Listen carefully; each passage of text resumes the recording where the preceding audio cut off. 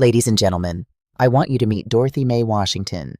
Not the Dorothy who shows up in the society pages of Atlanta magazine, the one in the tailored suit cutting ribbons at new community centers. Not the Dorothy whose name is engraved on a wing of Grady Memorial Hospital, or whose company logo appears on half the commercial buildings lining Peachtree Street. I want you to meet the Dorothy who stood in a church dressing room on a Tuesday morning in October, fastening the buttons of a deep burgundy blazer, the color her late husband Leonard always said made her look like a real queen, not a pretend one, and tried to remember the last time her son had called her just to talk. Not to ask for something, just to talk. She couldn't remember. Outside the window of Ebenezer Baptist Church, Atlanta had dressed itself in autumn gold. Leaves the color of amber and rust tumbled down the broad avenues of Buckhead, the wealthiest neighborhood in the city. Inside, the smell of gardenias and fresh linen drifted up from the reception hall 2 floors below, where florists were finishing arrangements that had cost more per centerpiece than Dorothy's first car. She had paid for all of it. Every rose, every candle, every plate of herb-crusted salmon and truffle risotto for 230 guests. $265,000. She hadn't mentioned it to anyone except her assistant, Brianna Holloway, who had processed the payments with her usual quiet efficiency in the single comment, "Bless your heart, Dorothy, the real kind." A knock at the door. "Mrs. Washington?" Brianna's voice, warm and steady as always. "Elijah's asking for you, 20 minutes to the ceremony. Tell him I'm coming." Dorothy opened the small silver locket she kept in her purse, not to check the time, but because inside was a photograph barely larger than a postage stamp. Leonard at 42, laughing at something off camera, his reading glasses pushed up on his forehead the way he always wore them when he was excited about an idea. "How does he look?" she whispered. She already knew the answer. She had seen Elijah in his tuxedo an hour ago, and her chest had nearly cracked open with pride. He looked exactly like his father at 33. The same strong jaw, the same shoulders, the same way of standing like he was about to say something important. She just hoped he was ready to mean it. She closed the locket, checked the burgundy blazer one final time, and walked out to marry off her only son. What Dorothy did not allow herself to think about, not in the dressing room, not during the ceremony, not during the first hour of cocktail reception at Capital City Club, one of the oldest private clubs in the American South, the kind of place that had been deciding who mattered since 1883, was the feeling she had been carrying for 18 months like a stone in her coat pocket. The distance. It hadn't happened all at once. It had happened the way a good painting fades, slowly, in ways you only notice when you compare it to how it used to look. Elijah called less. His voicemails were shorter. When she visited his apartment in Midtown, he was always just about to head out. When she suggested Sunday dinners, there was always a prior engagement with Savannah's family, or a work trip, or a friend's birthday. She had told herself it was natural. He was building a new life. He was in love. She remembered what it felt like to be newly in love with Leonard.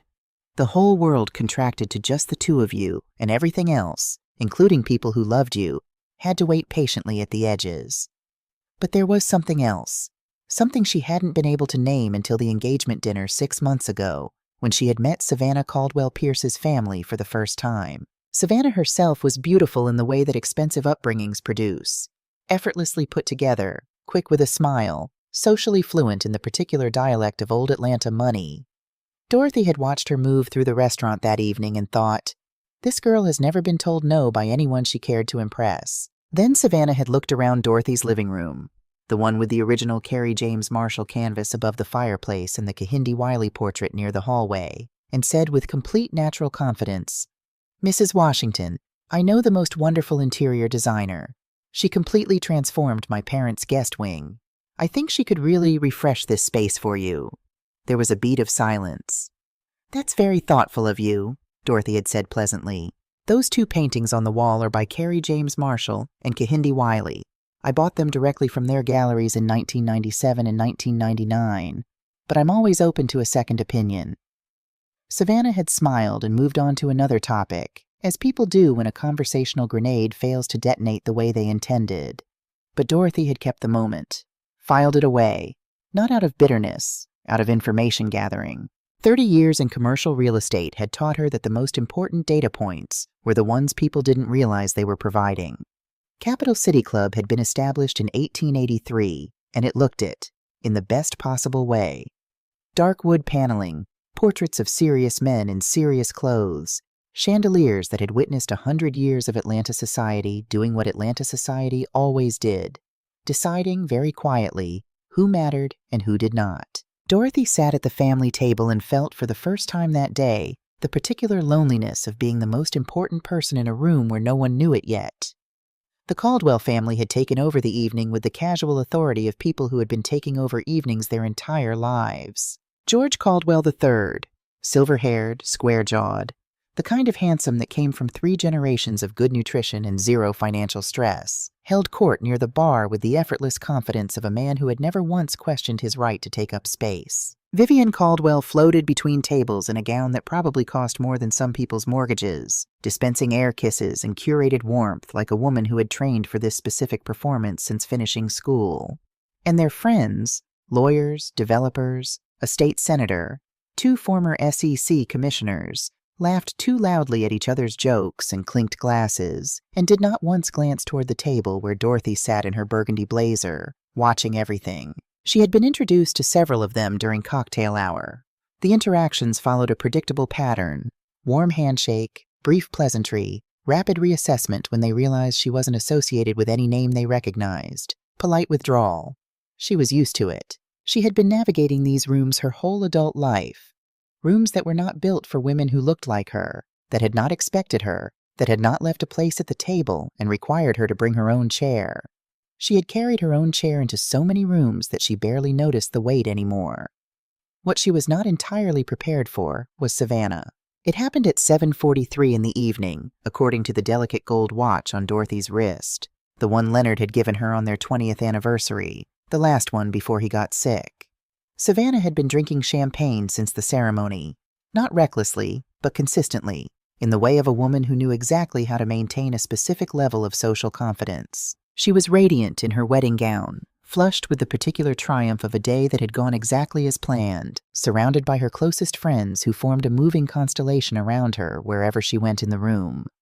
She led them now toward the family table. Dorothy saw her coming and composed her face into something warm and open. "And here," Savannah said, her voice carrying easily above the jazz quartet, "is Mrs. Washington, Elijah's mother." She paused, champagne flute tilting slightly in her hand, and smiled at her friends with the expression of someone about to share a charming detail. She used to be a school teacher, bless her heart. Now, for those of you not from the American South, that phrase needs a moment. Bless her heart. 3 words that, in the particular dialect of Southern womanhood, land like a silk glove over a closed fist. It sounds like sympathy. It is not sympathy. Savannah continued. Elijah always says she does her best with what she has. The laughter was light, brief, the kind that passes quickly in a room and leaves behind something that doesn't. Vivian stood 2 feet away, wearing a smile so finely calibrated it revealed nothing. George, nearby, glanced at Dorothy for exactly 1 second, the assessment of a man who had already decided something wasn't worth his attention, and looked away. Dorothy did not move. 63 years had taught her this.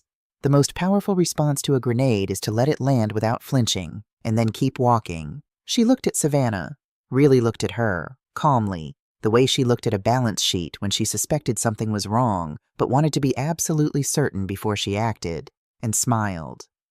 "What a wonderful evening," she said. "You look beautiful, Savannah, truly." And she meant it. The girl was beautiful. That wasn't the problem. The laughter faded. The constellation of friends drifted toward the bar. Vivian said something to George. Elijah appeared at Dorothy's elbow, his best man Todd Pemberton a half step behind him, both of them wearing the expression of men who sensed tension without knowing its source. "Mom, are you okay?" "I'm perfectly fine, sweetheart." She patted his arm. "Go be with your wife. This is your night." She watched him hesitate, watched him make the small but irreversible choice to accept the easy answer, and then turn back toward Savannah. Dorothy picked up her water glass and took a long, slow sip. The powder room on the 2nd floor had a vanity with a long mirror framed in brass, and Dorothy locked the door behind her and stood in front of it for a moment. Burgundy blazer. Good pearls. Real ones, from the set she had bought herself the year Washington Legacy Group crossed $100 million in assets. Makeup perfect, the kind that required skill and patience to look effortless. shoulders straight from decades of practice. She looked at herself for a long moment. Then she opened her purse, took out her phone, and called Brianna. "Is everything all right?" Brianna answered on the second ring. "Pull the full Caldwell and Pierce file for me. I need it on my desk before 9 o'clock Monday morning." A pause. Brianna knew better than to ask unnecessary questions. "Already on it," she said. Dorothy hung up, reapplied her lipstick, and walked back downstairs to enjoy her son's wedding. She did not go back to the table immediately. Instead, she found a quiet corner near the windows overlooking Peachtree Street, and she allowed herself 5 minutes, just 5, to feel what she had been carrying in that coat pocket for 18 months. She thought about Leonard. Leonard Washington had been the kind of man who made everyone around him feel like the most important person in the room. Not as a technique, because he was genuinely, constitutionally curious about people in a way that never diminished. He had been an engineer by training, a builder by temperament, and a dreamer by nature, and the combination had produced, in 1989, a small company called Washington Legacy Group that bought and renovated distressed commercial properties in underserved Atlanta neighborhoods. By the time Elijah was born, the company had 3 employees and a modest portfolio. By the time Elijah started school, it had 12 employees and was expanding into Tennessee. And then, in the spring of 2004, Leonard had sat down across from Dorothy in the kitchen of their home in southwest Atlanta and told her, very calmly, very quietly, in the voice he reserved for things that required absolute clarity, that the doctors had found something in his pancreas. "Tell me the plan," Dorothy had said, because with Leonard, there was always a plan. "The plan is that you're going to be okay," he had said. "Both of you. I need you to know that." He was gone 9 months later. The note he left, a single sheet of yellow legal paper in his handwriting folded inside the company's original partnership documents, said simply, "You know how to do this. You always have. You just haven't believed it yet." Dorothy had believed it. She had walked into the first bank meeting alone at 44 years old, a former schoolteacher with a dead husband's portfolio and 52 pages of financial analysis she had written herself at the kitchen table after Elijah went to bed. She had sat across from a loan officer who looked at her like she was a pleasant surprise that wouldn't pan out, and she had been so calm and so precise and so thoroughly prepared that he approved the loan before she finished her 3rd presentation slide. She had cried in the car afterward. 10 minutes, alone in a parking garage. Then she had wiped her face, driven to the construction site, and gotten to work. That was 2005. Now it was 2024, and Washington Legacy Group held title to 43 commercial properties across Georgia and Tennessee, employed 217 people, and was valued, conservatively, at just over $400 million. And her son's new wife thought she did her best with what she had. Dorothy finished her 5 minutes, straightened her shoulders, went back to the table. The moment that changed everything happened at 9:17 in the evening, near the dessert station. George Caldwell III was in the middle of a story about a waterfront development deal when he paused mid-sentence and looked across the room. He had looked at Dorothy twice that evening without seeing her. This was the 3rd look, and it was different. This time, something behind his eyes shifted. He excused himself from his group and crossed the room with the measured confidence of a man accustomed to being watched as he moved and stopped in front of Dorothy. "Forgive me," he said, his voice lowered. "Are you D.M. Washington, the Washington Legacy Group?" Dorothy set down her dessert fork. "I'm Dorothy Washington," she said. "Yes."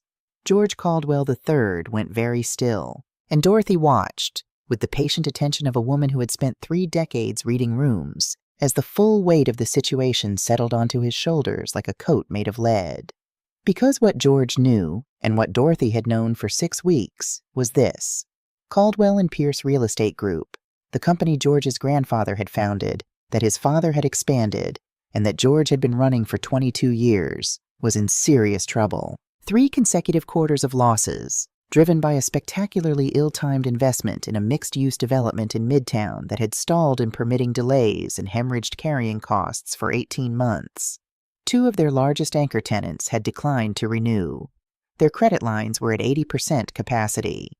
The board of directors, quietly, without informing George until it was done, had reached out to Washington Legacy Group 2 months ago about a strategic partnership, a real one, operational oversight, spending authority above $500,000, a formal advisory role with genuine decision-making power. George had signed the agreement 3 weeks ago. He had not told his family because the specific geometry of his pride would not allow him to announce that he needed help, and certainly not help from someone whose full name he hadn't bothered to learn. The name on the agreement had been D.M. Washington. Dorothy had read the file 6 weeks ago and understood immediately, with the clarity of someone who processes information without the interference of ego, exactly what this meant. She had said nothing to anyone except Raymond Okafor, her attorney, and Brianna.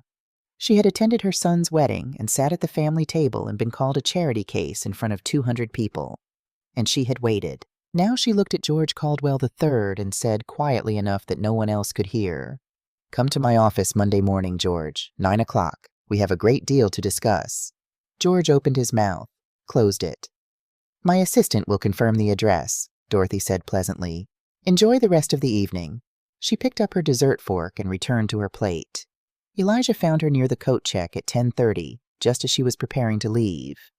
"Mom," he looked unsettled in a way that the champagne hadn't caused. "Savannah's dad looked like he saw a ghost. What happened?" "We had a lovely conversation," Dorothy said, accepting her wrap from the attendant. "I'm headed home. Walk me out?" They stood on the steps of Capital City Club while her car was brought around, the October air cool and clean. "Are you okay?" Elijah asked. "Really?" Dorothy looked at her son. This man she had raised alone through grief and financial terror and 20 years of 7 a.m. alarm clocks. This man she had put through Howard undergraduate and Emory for his MBA. This man she had given everything to because that was what you did when you loved someone. And she saw in the way he was standing that he had positioned himself very slightly facing the club doors, as if part of him was already back inside. "I'm wonderful, sweetheart," she said. "Go back to your wife. We'll talk soon." His relief came faster than his concern had. She noticed that, too. In the car, she called Brianna one more time. "The Caldwell and Pierce file," she said. "I also need the full personnel roster. Benefits packages, salary structures, everything." "Dorothy," Brianna said. She only used the first name when something was important. "Are you sure about this?" "I've been sure for 6 weeks," Dorothy said. "I was just being polite." She looked out the window as Atlanta moved past, the lights of Buckhead giving way to the quieter neighborhoods to the south, the ones she had grown up in, the ones Leonard's company, her company, had invested in when no one else would. "You know how to do this," Leonard had written. She was about to prove it again. She got home at 11:15.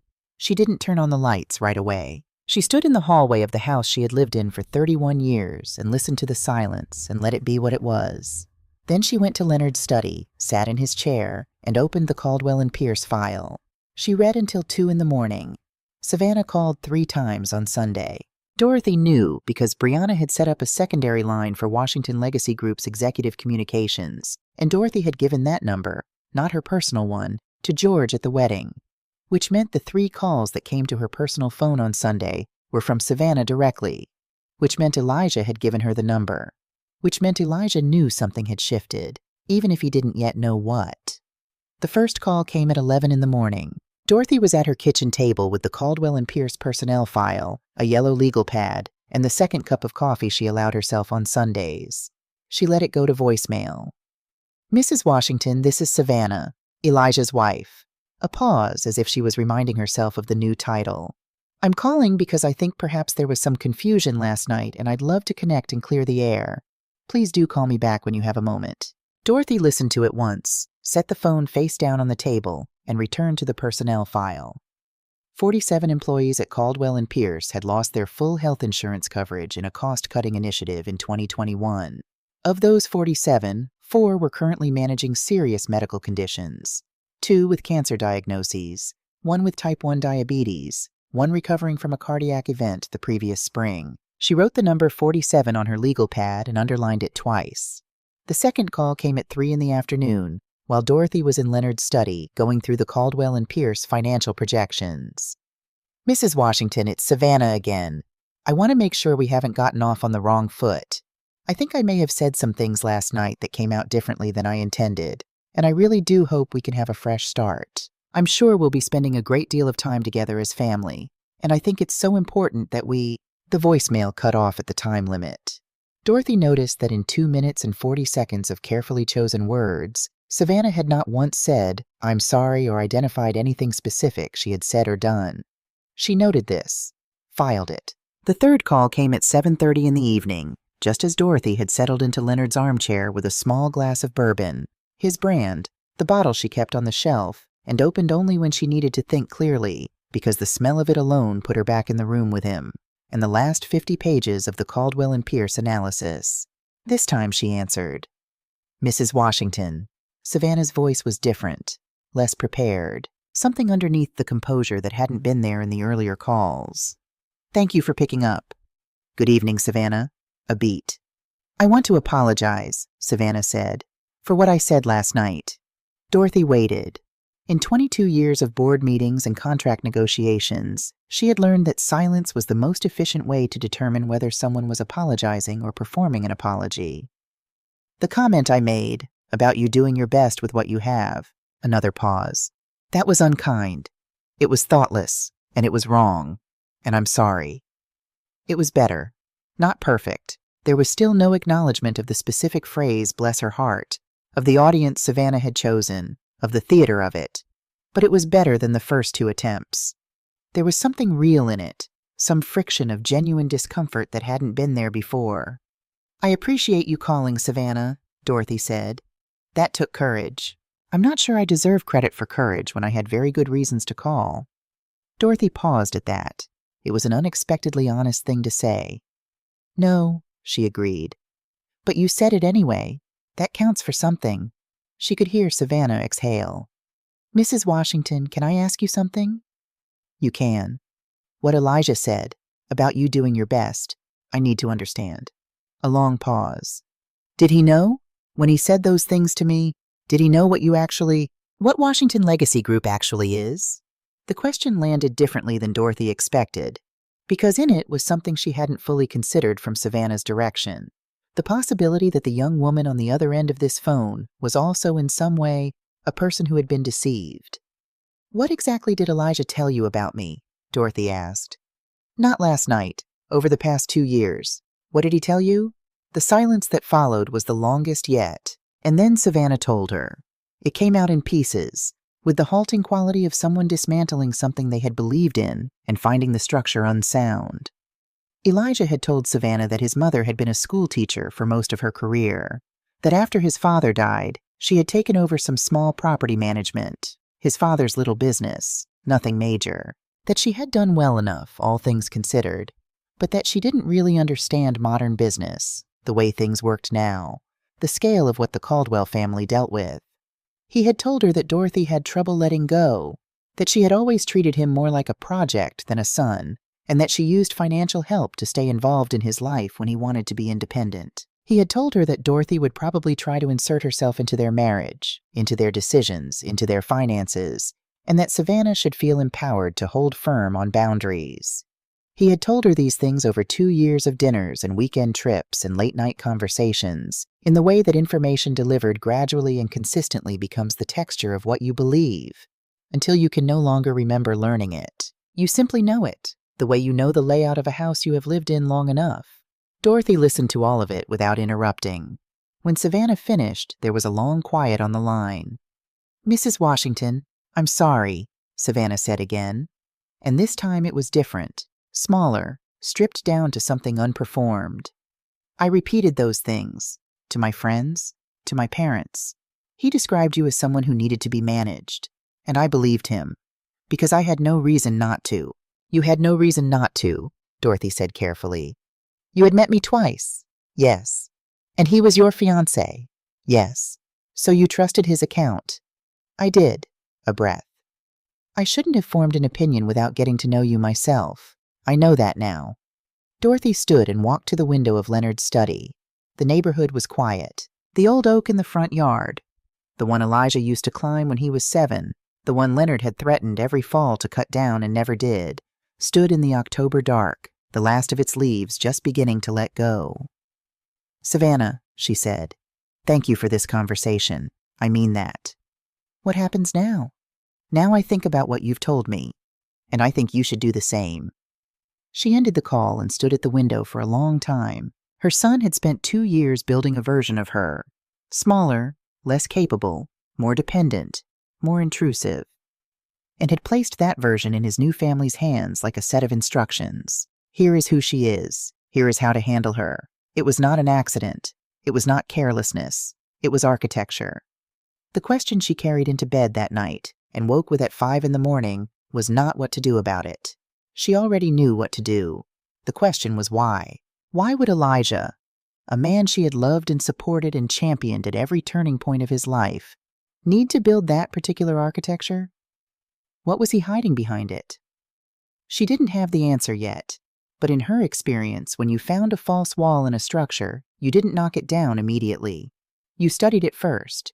You figured out what it was holding up. Monday morning, 9 o'clock. Dorothy walked into the offices of Caldwell and Pierce Real Estate Group on the 32nd floor of One Atlantic Center wearing a charcoal gray suit, pearl earrings, the small ones, not the statement pair, and the particular expression she reserved for rooms where the power dynamic had not yet been made explicit. George was already there. So was the company's CFO, Arthur Bellingham, who looked like he hadn't slept, and their corporate attorney, Patricia Weston, who had the careful, controlled affect of someone professionally trained to reveal nothing. Dorothy set her briefcase on the table, opened it, and removed a bound report she placed in front of George without comment. 88 pages, custom tabs, her company's logo on the cover, and below it, Caldwell and Pierce Real Estate Group, Operational Assessment, Q1 to Q3 2024. She let him open it. Let him turn to the first summary page. Let him read the first 3 lines. Then she said pleasantly, "Your company is losing $2.1 million per quarter. You have 3 buildings operating at under 60% capacity. 2 long-term leases expire in April, and both tenants have already notified your property managers they will not be renewing. Your credit facilities are at 83% utilization." George looked up. His jaw was set in this way of a man who had decided that dignity required stillness. "We're aware of the challenges." "I'm sure you are. What I'd like to discuss this morning is the difference between being aware of challenges and having a plan to address them." She turned to a tab near the middle of the report. "Your 3 underperforming properties are all in corridors where market rents have increased between 18 and 24% since 2021. You're charging 2019 rates to long-term tenants, and while I understand the relationship logic behind that, the practical effect is that you're subsidizing successful businesses at your own company's expense." "Those relationships took decades to build," George said. "I know. I've read the history." She said it without condescension. "And I'm not suggesting you end them. I'm suggesting you have honest conversations with those tenants about market reality. Conversations you've been avoiding because they're uncomfortable. Uncomfortable and necessary are not mutually exclusive." Arthur Bellingham shifted in his seat and said nothing. Patricia Weston wrote something on her notepad. George looked at Dorothy with the expression of a man beginning to understand the terrain. "Mrs. Washington, I'd like to understand the scope of your role here. The agreement my board signed gives Washington Legacy Group operational oversight and co-signatory authority on expenditures above $500,000. Dorothy said it the way she said all precise things, without inflection, the way math works. "That is the scope of my role. I'm not here to manage your company, George. I'm here to make sure the decisions that get made are the right ones. And if I disagree with your assessment, then we discuss it. I'm not unreasonable." Almost a smile. "I'm just prepared." A pause. George looked at the report again. "What do you want from us?" he said. And for the first time that morning, it sounded less like a negotiating position and more like a genuine question. Dorothy had been waiting for that shift. She outlined 3 things. First, the employee benefits restructuring. 47 people had lost comprehensive health coverage in 2021.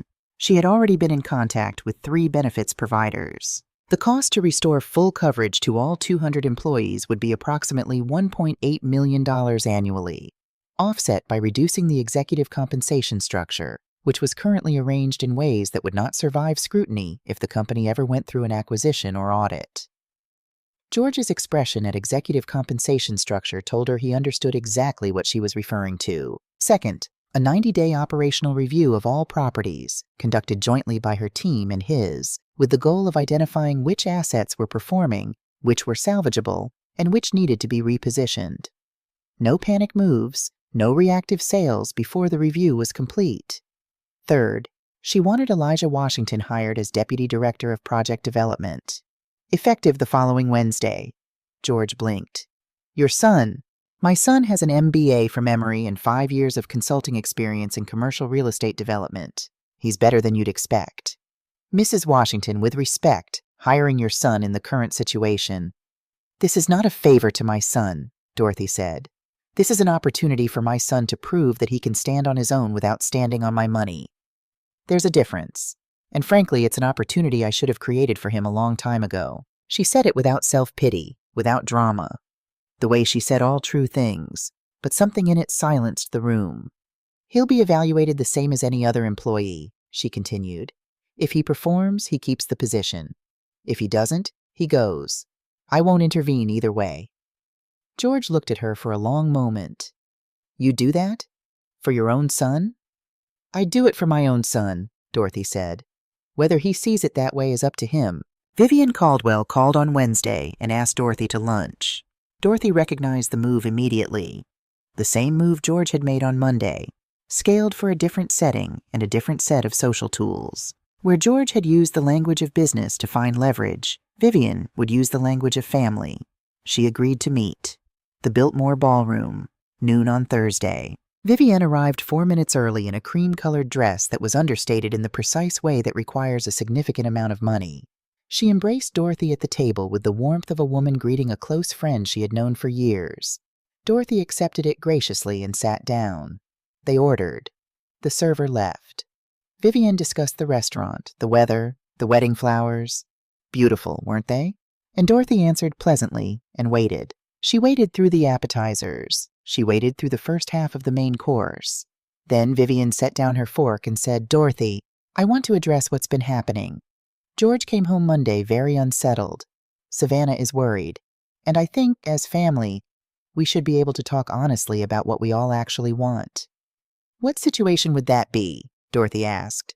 The changes you're proposing at the company are quite significant. George has run that business for over 2 decades, and I think it's natural that he'd want some time to... Vivian, Dorothy said it gently, not sharply. How many of your husband's employees lost their health insurance in 2021? A flicker. Just a flicker, but Dorothy caught it. I'm not involved in the day-to-day. 47 people.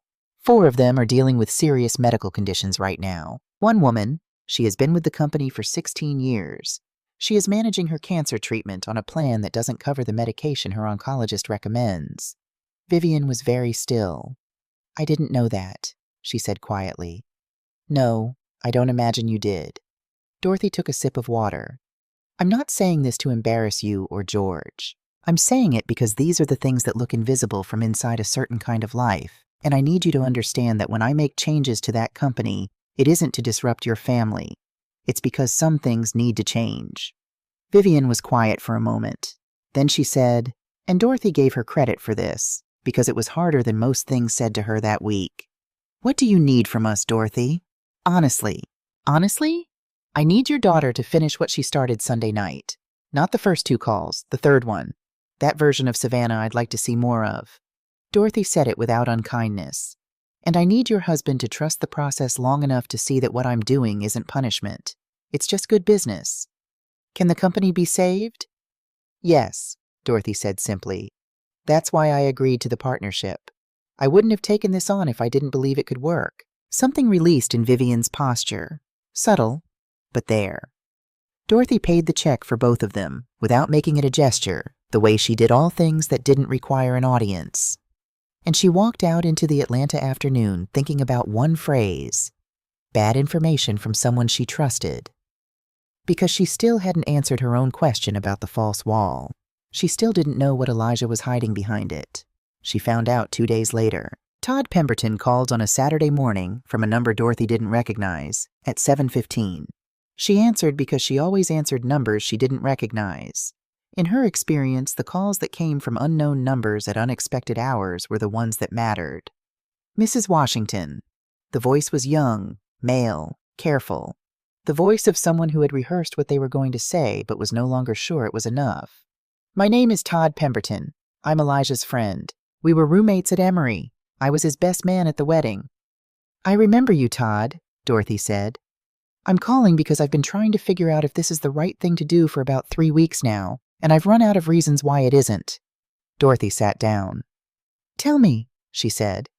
It came out in layers, the way structural damage reveals itself when you start looking carefully at a building everyone assumed was sound. Layer 1. Elijah had lost his position at the consulting firm almost a year before the wedding. Not a layoff, not a restructuring. He had been let go after a client submitted a formal complaint. A presentation Elijah delivered had contained analysis built on selectively interpreted data. The client lost a significant contract as a result. The firm released him without severance. He had told no one, not Savannah, not Dorothy. Only Todd, who had found out because Elijah called him from a parking garage at midnight, 2 weeks after it happened, and told him everything. Layer 2. In the months between losing his job and the wedding, Elijah had maintained the complete appearance of employment. He told Savannah he was transitioning to a better opportunity. He kept his morning schedule, left the apartment in business clothes, and spent his days at coffee shops and the public library, submitting applications and managing a level of financial panic he had no vocabulary to admit to anyone he loved. Layer 3. His savings were gone within 3 months. After that, he borrowed, some from Todd, some from other friends, in small amounts that added up. He put the engagement ring on a high-interest payment plan. He stopped making full payments on his car loan. And when Dorothy offered to pay for the wedding, Elijah said yes, not out of ingratitude, but because without that money, the entire constructed reality of his life would have collapsed publicly, in front of Savannah's family, in front of everyone whose opinion he had decided mattered most. He was drowning, Todd said. And instead of telling anyone, he just kept swimming harder and hoped no one could tell. Dorothy was quiet. "I think," Todd said carefully, "he needed you to seem smaller so no one would look too closely at him. If they were busy underestimating you, they weren't watching him." Dorothy closed her eyes for a moment. The false wall. Now she could see what it was holding up. "Thank you, Todd," she said. "This took real courage." "Is he going to be okay?" She thought about that honestly before she answered. "He has a chance to be," she said. "That's the most honest answer I can give you." She hung up and sat very still in Leonard's chair for a long time. She had moved through anger somewhere in the long middle of that phone call and come out the other side into something colder and more clarifying. The specific grief of understanding exactly how you have been failed by someone you refuse to stop believing in. She had a dinner to plan, and a conversation that was far too long overdue. She called Elijah that evening and invited him and Savannah for dinner on Friday night. Her house, 7 o'clock, just the 3 of them. He said yes quickly, too quickly, with the eagerness of someone hoping a nice dinner might smooth over whatever he could sense was coming. She spent the rest of the week doing 3 things.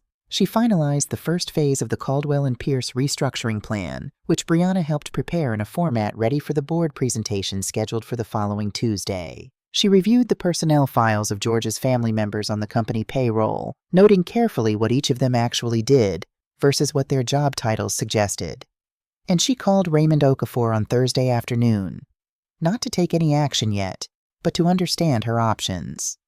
Because Dorothy Mae Washington did not walk into rooms unprepared. Not in 2005 when the banker looked at her like a pleasant surprise that wouldn't pan out. Not ever.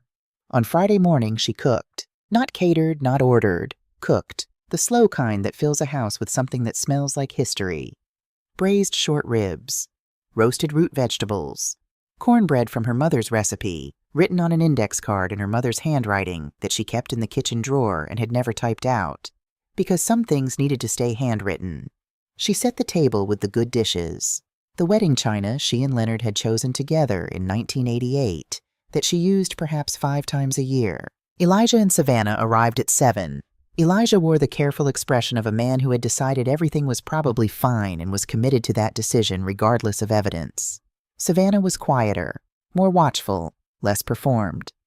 Dorothy had noticed in the 2 conversations she had now had with Savannah that the girl had layers she had been too busy performing confidence to show. She was sharper than she let on, and more uncertain than she pretended, and underneath both of those things, genuinely trying to understand a situation that had turned out to be more complicated than her wedding planning binder had accounted for. Dorothy could work with genuinely trying. She fed them first. That was important. Her mother had taught her, "You don't have the hard conversations on empty stomachs." The body needs to feel cared for before it can bear being honest. When the plates were cleared and the coffee was poured, Dorothy folded her hands on the table and looked at her son. "Elijah," she said, "tell me about the consulting firm." The color left his face so quickly it was almost medical. "Mom, tell me what happened. All of it. I want to hear it from you." Savannah went very still.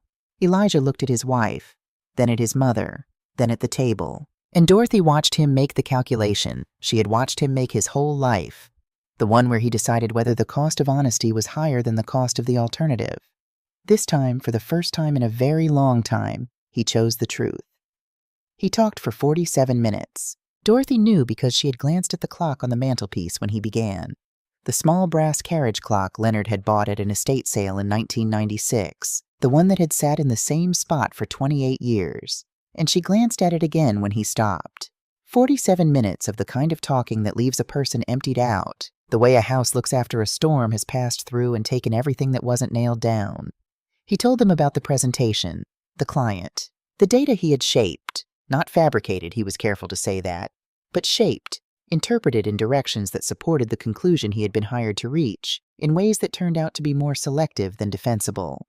He told them about the morning the managing partner called him in, the meeting that lasted 11 minutes, the walk to his car through the parking garage where he sat for 2 hours because he couldn't think of anywhere else to go. He told Savannah, and this was the part that cost him the most, Dorothy could hear it in the way his voice changed registers, about the months of leaving the apartment every morning in his work clothes, the coffee shops, the library on Ponce de Leon where he had set up at a corner table and submitted applications and tried to project, to himself and to the empty air around him, that this was temporary and manageable and would resolve itself before anyone who mattered found out. He told her about the money, the loans from friends, the ring, the car payments he had stopped making when his savings finally ran out and he had to choose between the appearance of success and the infrastructure of it. And he told her, looking mostly at the table, about the moment Dorothy offered to pay for the wedding and how he had felt two things at once.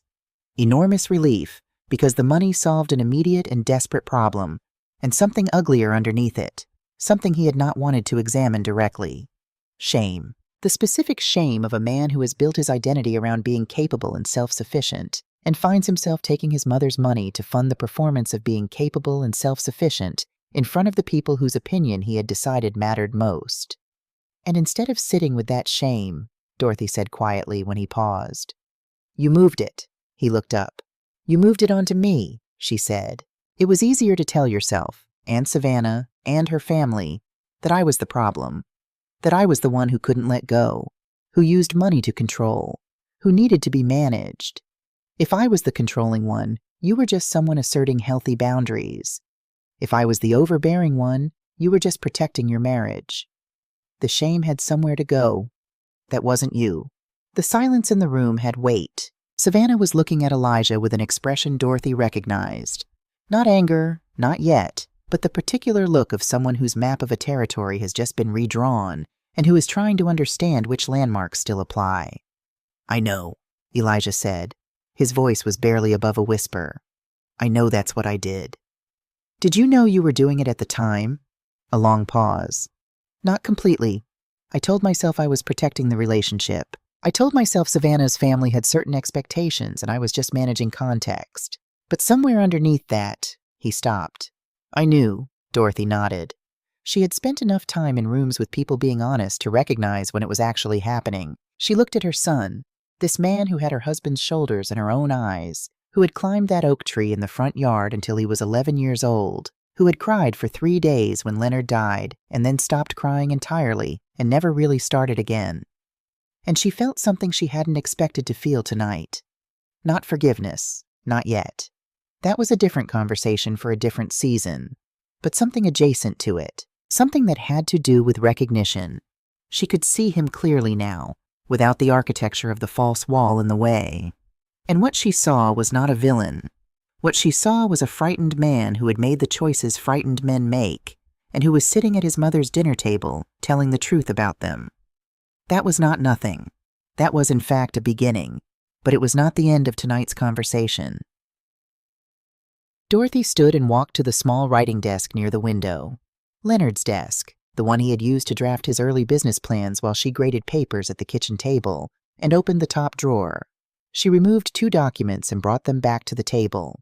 She placed the first one in front of Elijah. He looked at it. His face changed. It was a copy of a loan application, one of 2, that Raymond Okafor had flagged earlier that week, the one carrying a forged signature. Raymond received a call from the bank on Thursday, Dorothy said. The first loan is 4 months behind on interest payments. When the bank contacted the secondary signatory listed on the account, which is listed as me, they reached Brianna, who told them I had no such account. They faxed the signature confirmation. It does not match mine. The room was absolutely silent. Elijah, Savannah said. Not a question, just his name, in a voice that had gone completely flat. There are 2 applications, Dorothy continued. $62,000 and $53,000. Both carry my name as co-signatory. I did not sign either of them. She placed the second document on the table. Raymond's preliminary legal assessment. 2 pages, the relevant passages marked in red. Using someone's identity to secure credit without their knowledge or consent is a federal offense, Dorothy said. Raymond has outlined the exposure, civil and criminal, in that summary. I'd like you to read it. Elijah did not pick up the paper. He was looking at his mother with the expression of a man watching the last exit disappear behind him. Mom? Read it, Elijah. He read it. Savannah read it over his shoulder. When they finished, neither of them spoke. Then Savannah stood and walked to the window, the same window Dorothy had stood at Sunday night, looking at the oak tree, and stood there with her back to the room. Elijah, her voice was careful in the way of someone exercising very deliberate restraint. Tell me you didn't do this. He didn't answer. Tell me, she said again, and this time the control cracked slightly at the edges, that you did not forge your mother's signature on a federal loan application. He stopped. I was going to pay it back. Both of them. Once I had the position at Caldwell and Pierce, once I had income again, I had a repayment plan. That is not what I asked you. He put his hands flat on the table. Yes, he said. I did. Savannah turned from the window. Dorothy watched her daughter-in-law's face in that moment and saw something unexpected. Not just anger, not just betrayal, but a specific kind of grief. The grief of someone who has discovered that the story they were living was a different story than the one they thought. I have to go, Savannah said. Not to Elijah, to Dorothy. I'm sorry. I can't sit here right now. I need to think. Of course, Dorothy said. Can I call you? You can always call me. Savannah picked up her bag. She walked past Elijah without touching him. Not with coldness, Dorothy thought, but with the careful distance of someone who doesn't trust their own steadiness. She paused at the doorway. Mrs. Washington, she said. Dorothy said. Please. Something moved across Savannah's face. Dorothy, I'm sorry. For all of it. For Sunday. For the things I repeated. For not asking. She stopped. I should have asked. You'll know to ask now, Dorothy said gently. That's not nothing. Savannah nodded once and left. The front door opened and closed. A car started in the driveway. Dorothy and Elijah sat in the dining room with the good china and the half-empty coffee cups and the 2 legal documents between them. What happens now? Elijah said. His voice had the quality of someone who has set down something very heavy and isn't sure what to do with their hands. That depends on you, Dorothy said. Are you going to? He stopped. Press charges. I haven't decided. He nodded slowly. Raymond and I are meeting Tuesday, Dorothy continued. There are several ways to handle this legally. Some protect both of us from unnecessary exposure. All of them require your full cooperation and complete transparency about everything you've borrowed and from whom. I'll cooperate, he said. Whatever you need. I know you will. She said it without sarcasm. Because that's the person you actually are, underneath the person you've been pretending to be. The pretending is what got us here. The honesty is what gets us out. He was quiet. Then, I don't know how to be real with you. The honesty of it stopped her. She hadn't expected that. Not the fact of it, because on some level she had known it for years, but the fact that he said it out loud. What does that mean? She asked. It means, he looked for words with the careful effort of someone working in a language they understand but don't speak easily. You were never not okay. You lost Dad and you kept going. You took over a company you'd never run, and you built it into something extraordinary. You never fell apart. You never needed anything. I never once saw you not know what to do." Dorothy looked at her son for a long moment. "Elijah, do you know how many times I cried in parking garages between 2005 and 2008? He blinked. "No. Because you were not in the car with me. Because you had already lost your father, and I was not going to let you watch me fall apart too." She said it evenly, without accusation. "That was my choice. I own it. But the consequence of that choice, and I am only fully understanding this tonight, is that I taught you that the standard for being okay was never showing when you weren't." He stared at her. "I didn't know how to fail in front of you," he said slowly, "because I never saw you fail." "I failed constantly," Dorothy said. "I just did it in parking garages." Something loosened in his face. Not resolution. Nothing was resolved tonight, and she had no intention of pretending otherwise. But something shifted. Some weight that had been sitting in the wrong place began slightly to move. "I'm sorry, Mom. I know. Not just for the loans. For all of it. For what I said about you. For letting them—" "I know, Elijah." She said it clearly, not dismissing it but containing it, the way you contain something important, to keep it from spilling before it's ready to be held properly. "We're going to spend a long time on all of it. Tonight, we're just going to start." She walked him to the door at 10:30. On the front porch, under the oak tree that had given up its last leaves to the October wind, he turned back. "The job at Caldwell and Pierce," he said. "Did you do that for me?" Dorothy considered the question seriously, because he was asking it seriously. "I did it because you're qualified and they need someone qualified," she said. "And I did it because you need a place to prove something to yourself that has nothing to do with me. Both of those things are true at the same time." "What if I'm not good enough?" "Then you'll learn what you need to learn, and you'll get better. That's what not being good enough is for." He looked at her, really looked at her, the way she hadn't felt him look at her in a long time, without the screen of the false wall between them. "You were always this," he said.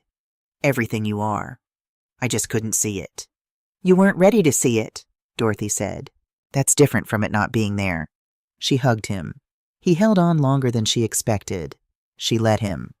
When he pulled back, his eyes were bright in the porch light, and she remembered with sudden complete clarity what he had looked like at 14, standing at the door of Leonard's hospital room, trying to decide if he was allowed to cry. "Go home," she said gently. "Call Savannah. And Elijah, whatever she needs right now, you give it to her. Even if it's space. Especially if it's space. You show up the way you should have been showing up." He nodded, went to his car, drove away. Dorothy stood on the porch until his taillights disappeared around the corner. The oak tree moved in the wind above her. The night smelled like autumn and wood smoke from somewhere down the street. She went inside and washed the good china by hand, the way she always did, and put it away piece by piece in the cabinet that had held it for 36 years. 3 weeks passed. In those 3 weeks, a number of things happened. Raymond Okafor and Elijah met twice. The outcome was an agreement in which Elijah acknowledged the full extent of the fraudulent applications in a signed document held in Raymond's office and committed to a repayment schedule, drawn from his salary at Caldwell and Pierce, that would retire the full amount, plus interest, over 7 years. Dorothy absorbed the immediate bank liability to protect her credit rating. There were no criminal charges. There would be no criminal charges, provided the repayment schedule was honored without exception. Raymond had negotiated the terms with the precision and lack of sentimentality of a man who had known Dorothy Washington for 30 years and understood that mercy and accountability were not, in her worldview, opposites. Elijah started at Caldwell and Pierce on a Wednesday. George introduced him to the team with the careful neutrality of a man who had decided that cooperation was the smartest available strategy. By the end of his first week, 2 of the senior project managers had used the word sharp in separate conversations about him. Dorothy had not asked for that information. Brianna provided it anyway. "Don't tell me again," Dorothy said. "Understood," Brianna said. "He did well." "Brianna," stopping now. The board presentation happened on a Tuesday. Dorothy presented the 90-day operational review plan with Arthur Bellingham at her left, and George, visibly, effortfully composed, at her right. 3 board members asked substantive questions. The other 4 listened with the quality of attention that meant they had already made up their minds, and what they had made up their minds about was that D.M. Washington knew what she was doing. The vote to approve the plan was 6-1. George abstained. After the meeting, as the board members filed out, George stopped beside Dorothy in the emptying room. "The benefits package," he said. "When will the rollout be complete?" "January 1st, full coverage, all 200 employees. Retroactive claims processing begins December 15th. He was quiet for a moment. "You mentioned one employee had been with us for 16 years, he said. "Margaret Tilson. She's in accounts receivable." He nodded slowly, the nod of someone absorbing something they should have known and didn't. "I'll tell her personally," he said, "before the general announcement. She should hear it from me directly." Dorothy looked at him. "Yes," she said simply. "She should." Something shifted in George Caldwell's face in that moment. Not transformation, not redemption, nothing so dramatic or so fast. Just a small, quiet recalibration. A man of 61 years taking in a piece of information about himself and deciding, for reasons he probably couldn't fully articulate, to do something different. A few days later, Brianna mentioned that Arthur Bellingham had reported George had sat down across from Margaret Tilson at her desk and told her himself. He had not sent an email. He had not delegated it. He had gone to her desk. Dorothy found she was glad. Vivian called once on a Tuesday evening, 3 weeks after the dinner. She didn't ask about the company. She asked about Savannah. Dorothy appreciated the precision of that Vivian had understood, without being told, which question was the right one to ask. "She's finding her footing," Dorothy said. "Give her time." "She's stronger than she looks," Vivian said. "I know," Dorothy said. "I noticed." Savannah called on a Sunday morning in the quiet of early November. Not to report, not to negotiate, not to manage anything. She called because she had been walking through the High Museum of Art the day before and stopped in front of a Carrie James Marshall painting, a large one, a figure rendered in deep blue-black against a luminous background, and stood there for 20 minutes without entirely understanding why. Then she had gone home, looked up the name on the label, and sat with what she found for a long time. "I stood in front of it and I couldn't move," she said. "They require that," Dorothy said. "His paintings. They don't give up what they are quickly. The one in your living room, that one's from 1997. He wasn't yet what he became, but you could already see it coming if you knew how to look." A pause. "I'd like to see it again, if you'd be willing." "Come for coffee," Dorothy said. "Sunday after next.